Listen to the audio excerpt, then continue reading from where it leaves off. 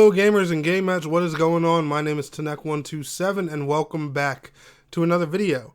And in today's video I got a pretty awesome and a special one for you guys, but before I get into today's video I do want to give a special shout out to Pathia Games for hooking me up with a review copy of my time at Sandrock Early Access for PC. Now keep in mind guys, we are a console based channel here, so I'm showing you guys a PC game in early access right now. That is because it is coming to console once it launches and hits its full release. If you don't know what My Time at Sandrock is, it is the sequel or successor to My Time at Portia. And I have to say, as a sequel or successor, the game does seem to do that very well. But do keep in mind, guys, like I said, I know a lot of you guys here on my channel are console-based.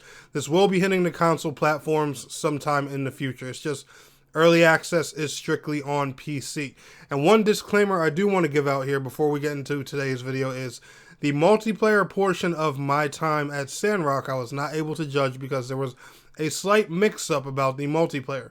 The devs have been saying that, you know, they've been working on multiplayer and stuff like that for a while, but it kind of wasn't made absolutely clear that multiplayer wasn't going to be available in early access. When you go into the game, you're going to see the option to try out the multiplayer and stuff like that, but unfortunately it's not going to work. I don't know if multiplayer is going to be released during the early access period or if they're going to save it as a feature that comes out in full release. So anyway, let's go ahead and talk about My Time at Sandrock. Now, I'm going to let you guys know straight up, this game runs very well on PC. I was very surprised for a day one early access game. My PC is pretty solid. I have a very good graphics card, but I have a very low-end CPU. Like my CPU in my PC, it's a Ryzen 3.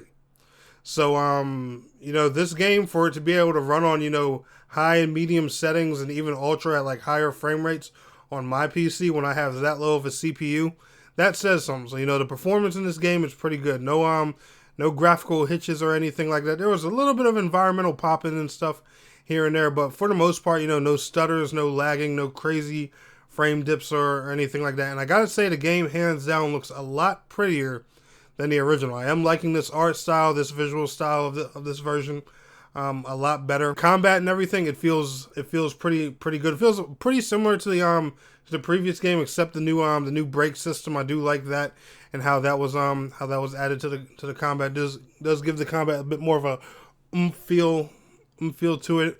But when I talk about combat, right, there are some things good that, you know, are improved from the original game, but I do feel like there are some things added that can be, you know, a bit more convenient. Now this one here is going to be probably controversial. I'm just going to throw my opinion on this, but you guys let me know how you feel about it in the comments below if you've been playing the Sandrock Early Access.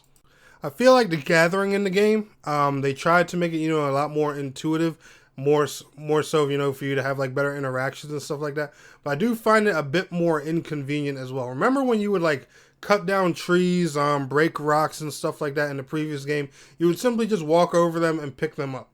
Well, now when you gather items, you have this whole button pressing process and everything. I just find it kind of weird and inconvenient, especially, you know, in a game where you're just trying to craft different things, build different things, put together a home and stuff like that. And a lot of the questing and stuff you do is based around there. I just feel like, you know, that's a bit of a time killer. But everyone's going to have their different opinion about it. I do think that one's a bit controversial. That may just be me being, you know, a RPG nut who loves to grind and get through things quick. So that may not bother you guys too much at all. One thing I do appreciate about Sandrock also is they killed it with a lot of the voice acting in here. Now, not every single character you're going to run into in the game is 100% fully voice acted, but I do notice that the voice acting in here is a lot better than the original, and a lot more characters in the game, especially the NPCs, just, you know, interact with you and stuff like that. One little problem I did have with this game, though, is the character creation does seem a bit limited. Now, I'm going to let that slide for right now because this is early access, so keep that in mind with everything I'm saying. There's a lot of things that can be added, switched, and changed later, and those things. But like when I was going through the female hairstyles and stuff like that, there was only a handful of long hairstyles. I believe, you know, just one or two. Also, another thing I had noticed is like the swag of the characters and things like that, especially the females. I just wanted, you know, to point this out here on the video.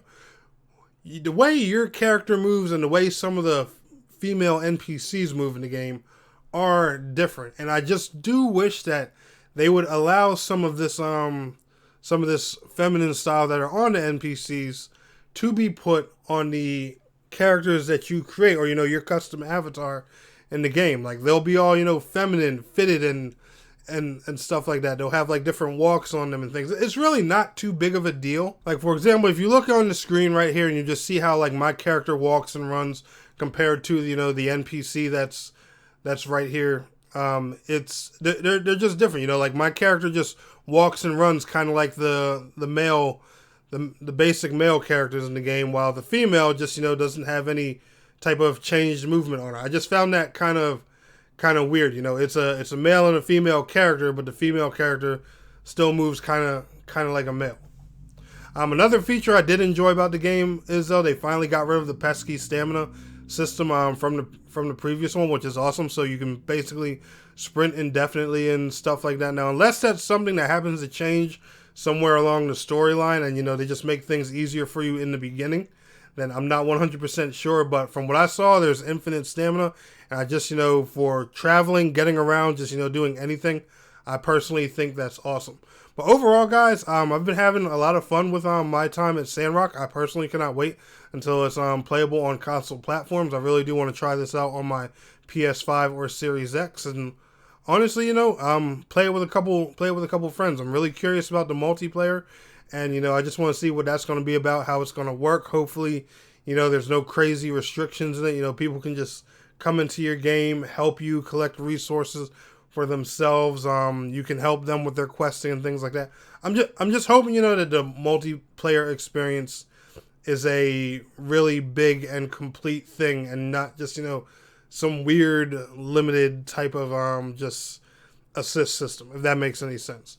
But anyway, guys, y'all enjoyed today's video? Smash that like button. I will see y'all on the next one. Peace out. Have a good one.